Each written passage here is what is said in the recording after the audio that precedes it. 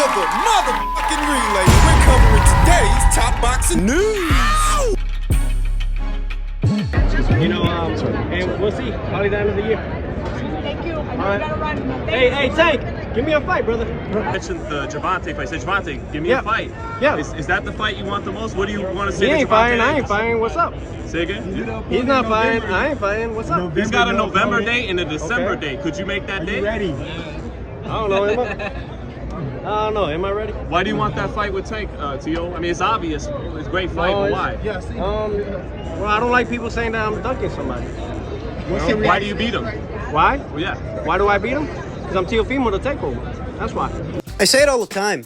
Teofimo Lopez and Gervonta Davis have more in common with each other than people realize in terms of styles, because they're both boxer punchers, they both use a shell guard, they both have an affinity for counter punching. That's their speciality. Few differences aside, they've got a few things in common. So when a Teofimo Lopez calls out a Gervonta Davis at a time where Gervonta is free and he hasn't officially landed on a dance partner, you wonder why there isn't more of a demand, more of an uproar to see these two young guys fight, because they've been reigning parallel to each other, campaigning parallel to each other for years. Perhaps it's because Teofimo Lopez has looked a lot more human more often than Gervonta Davis. Losing to George Kambosos, that certainly stifled his momentum. Getting dropped 2 times by Sandor Martin.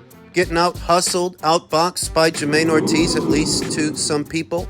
Getting crowded by Steve Claggett. Not being able to knock that guy out because Teofimo has looked more human more often than Gervonta Davis. Perhaps that has hurt his momentum, though perhaps the reason that Teofimo has looked more human more often is because he's nowhere near as coddled, as sheltered as Gervonta Davis, and thus he's looked more human for it. Who's better with that base style? We don't know, since they have no common opponents with each other. None that I can think of off the top of my head. They're not fighting the same people, fighting the same grade of fighters. They're not. Gervonta is, in fact, a lot more sheltered than Teofimo Lopez, and if you need an example of this, consider Teofimo's age at the time that he fought Vasyl Lomachenko. He was 23 years old, right? Coincidentally, at 23 years old, Floyd Mayweather thought that Gervonta Davis was too young for a Vasyl Lomachenko fight, saying that they were in no hurry, no rush. Why not? If Teofimo wasn't too young for Loma at 23, why was Gervonta too young for Loma at 23? What were you waiting for? Waiting for him to slow down, waiting for him to get old and lose a step. It's very obvious. It is. So when I think about the similarities between these two fighters and the question, who's better with that base style, Gervonta or Teofimo, while Teofimo may have looked more human more often in more situations, it's because he's not as sheltered as Gervonta, not as coddled, not as protected. And if he were better than a Teofimo, why would they have to protect him? Why would they have to protect him so much? After 7 years of avoiding Vasyl Lomachenko, Gervonta Davis finally warmed to the idea of fighting that fighter, and very recently, they pursued that fight just for the fight to fall apart. Loma knew what they were doing, and he wasn't going to let himself be taken advantage of, now that he's older. He decided to take the rest of the year off, leaving Gervonta Davis high and dry and in the market for an opponent. So why didn't he go to Teofimo right after that? I mean, if you were okay to fight a top-ranked fighter, Loma's a top-ranked fighter. So is Teofimo Lopez. Why didn't you move on from Loma to Teofimo? Davis versus Lopez, Davis versus Teofimo Lopez would be a hot ticket. You can sell that. What's the difference between one top-ranked fighter and the other? Is it that Teofimo hasn't seen enough winters? Is it that Teofimo hasn't lost enough fights yet that you'd be comfortable facing him? Platforms clearly weren't an issue when you pursued Vasyl Lomachenko recently. Promotional outfits, promotional boundary lines, those were not an issue either when it came to Loma, so why should they be an issue when it comes to Teofimo? Why didn't you pursue him? Well, maybe it's because he's at 140. No, that can't be it, because Mario Barrios was at 140 when Gervonta Davis fought him 2 or 3 years ago, or however long it's been. That can't be it. It's not it. I don't write Gervonta Davis's chances in the fight off, not completely, because I don't know how good or not good he is based on who he's been fighting. Who he's been fighting doesn't really tell us anything. Isaac, Rolly, Frank, these are nobodies. Fights all these goddamn nobodies everybody expects him to beat, so that when he beats them, his brain-dead fans can act like they're all of a sudden somebodies because he beat them. They go in nobodies, they lose, and all of a sudden they're somebodies? Logically, a Gervonta Davis fan, a Gervonta Davis himself, can't talk down Teofimo when you were just pursuing a fight with a guy that Teofimo beat. Loma. Teofimo beat him.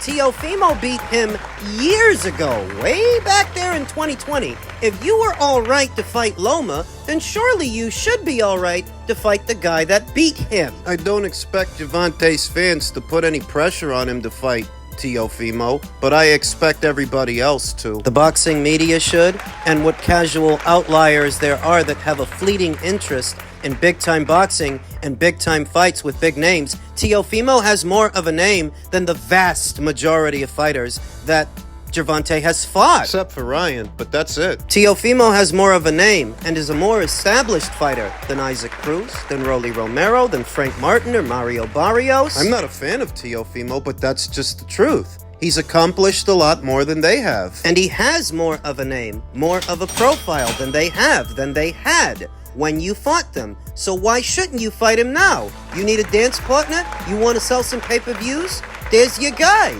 He's available. Like I said, for a long time, this fight wasn't a hot topic.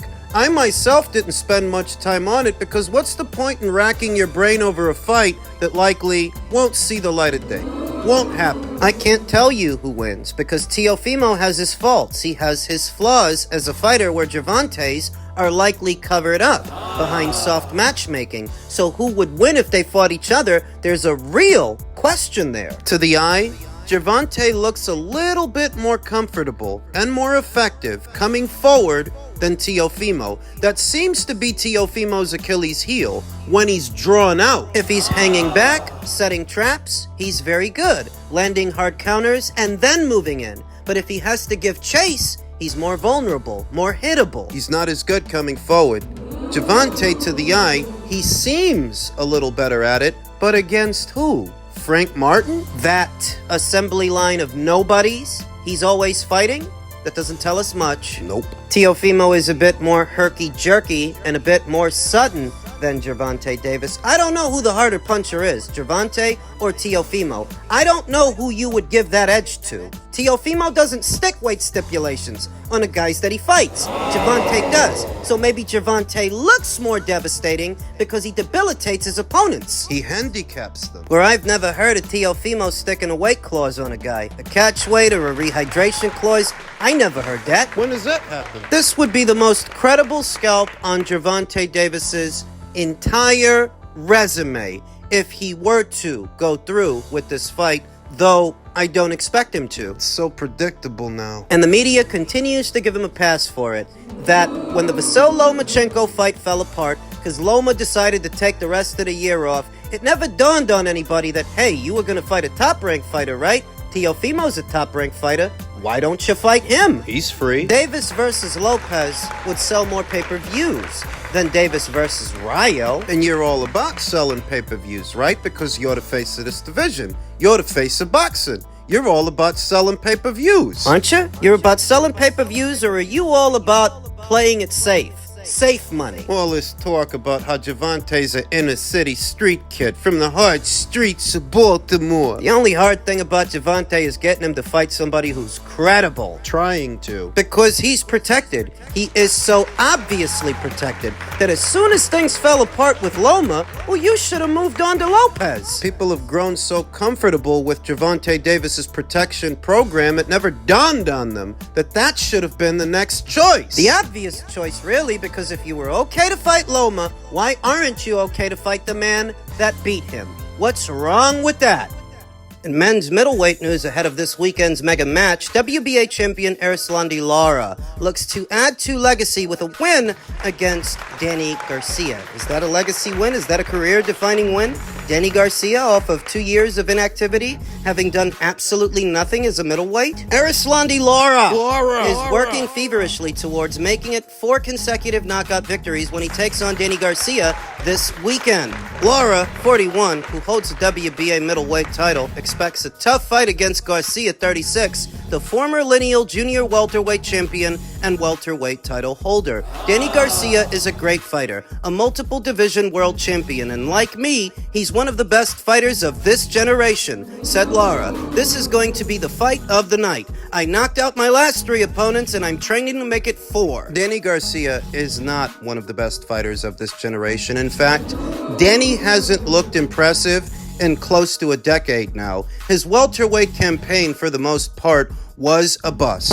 Every time they stepped him up, he lost. When they stepped him up with Thurman, he lost. When they stepped him up with Porter, he lost. They even managed to wrangle an Errol Spence Jr. fight right after Errol's car accident. And even with that, Danny still lost. You caught Errol at the most opportune time to catch Errol, and you still lost. There's no nice way for me to say that, but Lara claims that Danny's one of the best fighters of this generation. This is going to be a tough fight. I know that, but every fight at the championship level is tough and has its challenges. I'm preparing hard for Danny, and I believe that my experience fighting at this weight will be an advantage. Nicknamed the American Dream, Cuba's Lara and Garcia of Philadelphia were originally expected to meet in August of last year, but that fell through. Lara moved up to 160 pounds 3 years ago after an extended stay at junior middle. Since moving to middle, he has recorded knockouts over Thomas Lamana, Gary Spike O'Sullivan, and Michael Zarafa. On September 14th, the Cuban looks forward to maintaining his KO streak. Danny's never been knocked out, but then again, Danny's never fought as a middleweight either. I'm very happy with the work I've been putting in during this training camp, Lara said. We've had a lot of time to work on fighting Danny Garcia, and we're prepared for what he brings. He's a very powerful puncher with both hands, so I've had to tighten up and make a few adjustments on my defense. My focus is why I can keep performing at this level again and again. I'm going to be in tremendous shape like I always am, and I'll be ready for anything he does in the ring. Just a refresher. I'm not picking in this fight because I don't trust it. You remember that they said they've been trying to make this fight since last year, and it was supposed to go down in August of last year. You fast forward to over a year, and they finally got it done. My question is, why would you dedicate that much time to getting Danny a title shot at a weight he's never even fought in? Why would you spend this amount of time on that? Why? It's a great honor to be fighting on Mexican Independence Day weekend, especially against the great Puerto Rican champion in Danny Garcia, Lara said. I'll be fighting not only for my Cuban fans, but also for the Mexican fans that will be tuning in. It's going to be a great fight for everyone watching, no matter where you're from. Garcia is expected to make his first appearance at 160, having moved up from welterweight up to junior middle after losing to Errol Spence Jr. in late 2020. Garcia's sole fight at 154 was a majority decision win over Jose Benavidez Jr. 2 years ago. He hasn't fought since. Inactivity that Lara wants to exploit when they go toe-to-toe this weekend. Conventional wisdom suggests that Lara should be able to win this fight because where Danny hasn't fought in 2 years, Lara has. He's had 1 fight a year the last 2 years. He's been more active just as well. Lara's acclimated to this weight.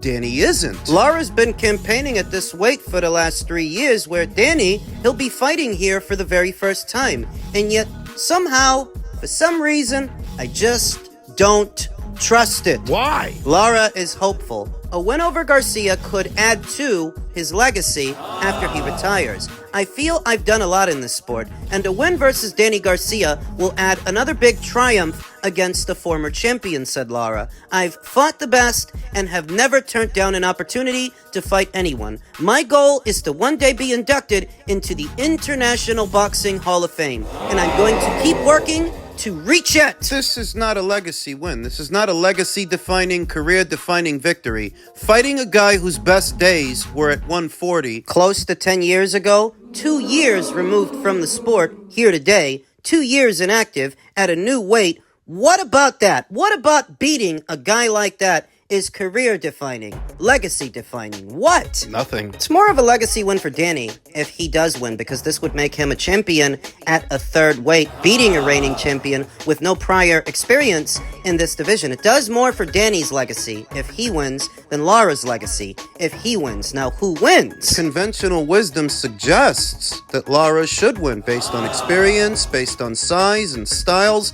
Everything about boxing points to Lara. Conventional wisdom suggests that Lara should win, but I think it unwise to take a side in this one because I don't trust the PBC and I don't trust this fight. In my previous video, we talked about Errol Spence Jr. being on the comeback trail and mentioning 160 as a potential destination. So what if the outcome of this fight has already been decided behind closed doors, clandestinely? What if the outcome of this fight is preordained? When Errol Spence Jr. eyes 160 as a potential destination, who does he plan on fighting up there? I don't think he plans on fighting unified champion Yanni Beck, who's on the top rank side of things. Carlos Adames, he's with the PBC, but who gives a rat's furry ass about Carlos Adames? Not Spence. Is it a coincidence that ahead of this weekend's fight between Lara and Danny who's fought Spence before, Danny who's lost to Spence before, is it a coincidence that all of a sudden Spence is piping up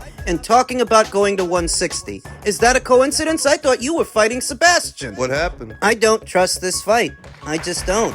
I see the amount of time and effort they put into making it. I think about Lara's age, that he's 41, and he's never been a big draw. He's never had any real marquee value. It might be better for the PBC if Danny wins than if Lara wins. If Lara stays champion, what good is a 41-year-old Cuban middleweight champion that can't draw flies to shit?